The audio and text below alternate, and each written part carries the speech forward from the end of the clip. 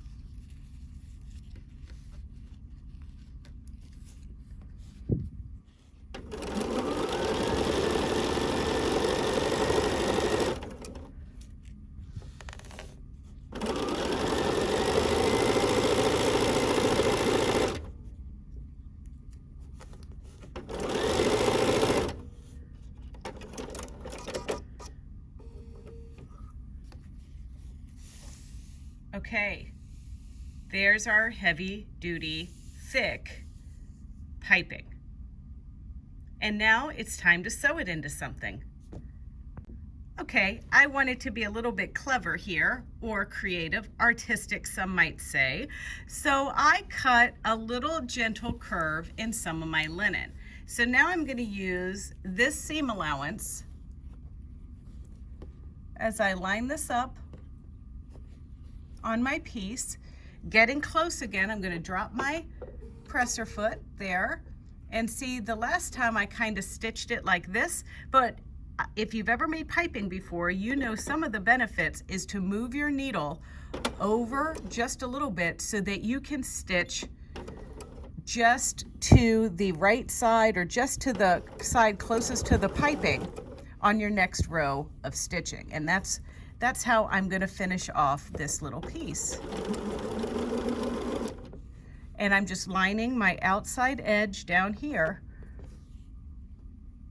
Right, I'm lining up my raw edges together, and this was cut on the bias, and so that's how we have this bendy capability here, so it's not going to look all pleated or anything.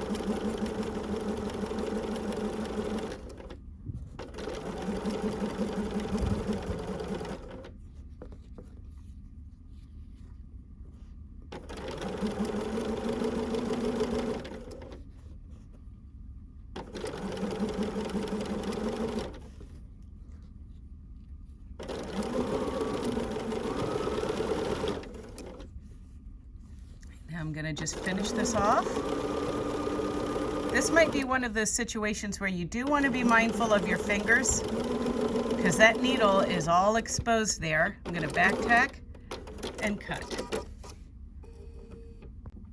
So there you can see our nice, smooth, curved piece with this piping, and everything is really pretty. Now the only thing I might consider doing is giving it a little bit of pressing and trimming my seam allowance so it lays flat.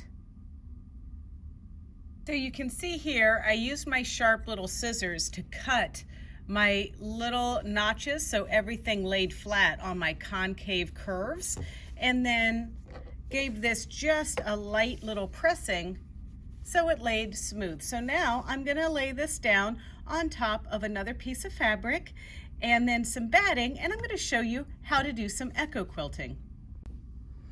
Okay, so I just layered this down on a piece of white pure solids from Art Gallery. So this is kind of getting appliqued onto here. I have just a thin layer of Quilter's Dream Cotton Select, and then some Tula Pink Monkey Wrench fabric on the back. So what my plan is to do some echo quilting down this curve, just again and again and again with this hot pink thread. And so we're going to start off simply by going close to our piping. I'm going to go ahead and remove my pin from there, and I'm going to lower my presser foot, and I'm riding my wheel right on the edge of the piping, and I've got my needle positioned just a couple of notches over. Get my finger protector here. This little stiletto has been my little best bud doing some of these projects.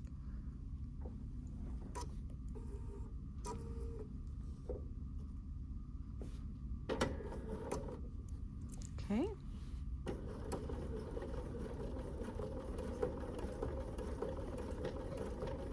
And those of you that know me know that I do not like to go slow, but this very first stitch, this very first stitching line, you definitely want to take it nice and easy and nice and slow.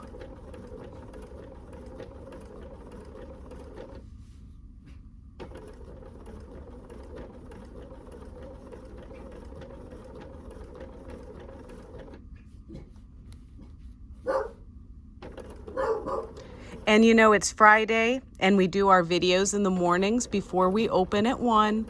So guess who likes to make an appearance in our videos? That's Camilla. I bet you didn't know she can actually bark like a dog.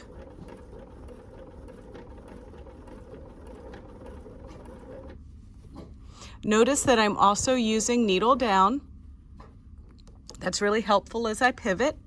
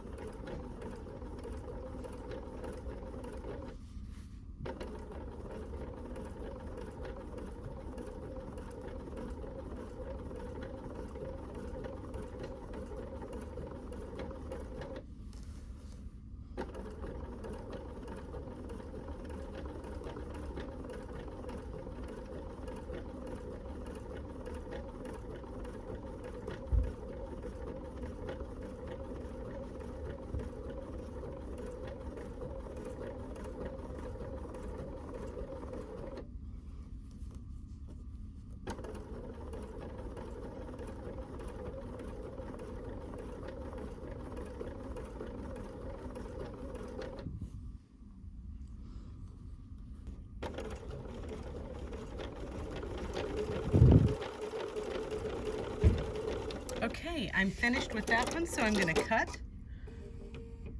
And now, let's have a little look along my top stitching. All right, so now we're going to do some echo quilting. Echo quilting is, I think I did this in another free motion echo foot class when we did the number 44, but echo quilting is sort of like the gossip vine. You know, you start off one way and then by the time you get to the end, it's telling another story. But I'm going to try my best to make everything consistent.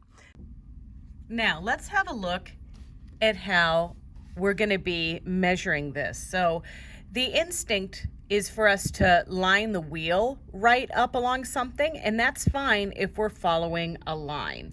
But if we're trying to do 1/4 of an inch away, especially on puffy batting and things like that, I like to take the wheel and measure this outer rim, this left side of the wheel, and have that be like my 1/4 inch guide. I find that when we move the needle over to this direction and there's no support here, you get a little bit of flagging, which is where the needle moves the fabric up and down, and then you get skip stitches. So it's always best if you don't have a lot of bulk on this side, you know, to kind of hold things down, then you need to keep your needle close to the wheel of the leather roller.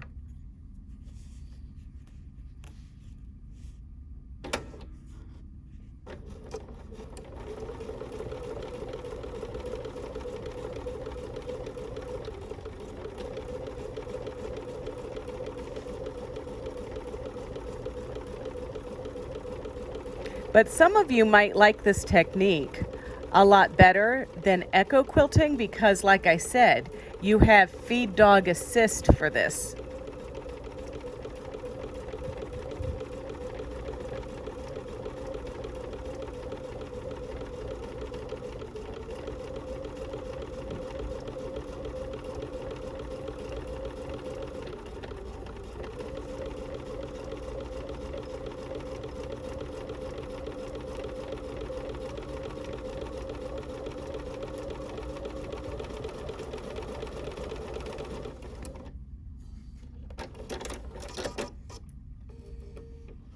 All right, let's do another row.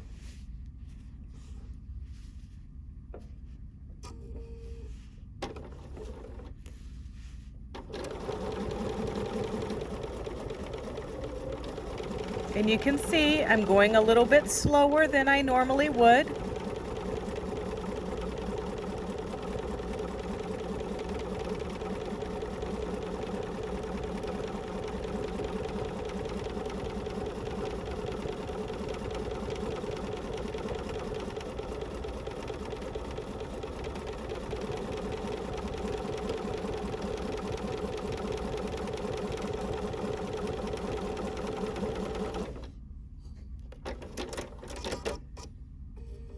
Let's do another row.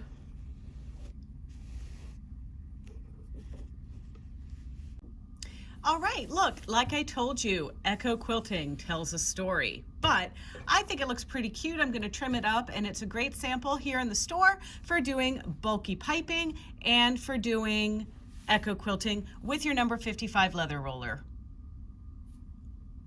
What do you think? Was this easy to use? Can you think of some applications to give this a try? I mean, this is one of the most interesting looking feet that you're gonna wanna pick up here, but it's on sale 25% off through the end of May 2021 right here at BERNINA of Naperville and at your other participating BERNINA dealers. So that's all I have to say. I'm ready to move on now to June, whatever foot or accessory that may be. However, in the meantime, if you want to check out more tutorials and videos from BERNINA of Naperville, don't forget to subscribe to our YouTube channel. It's pretty easy. It's youtube.com/BERNINA of Naperville, and there you can hit subscribe, you can like our video, you can comment on our videos, and you can even hit the little bell for an alert every time we upload a new one.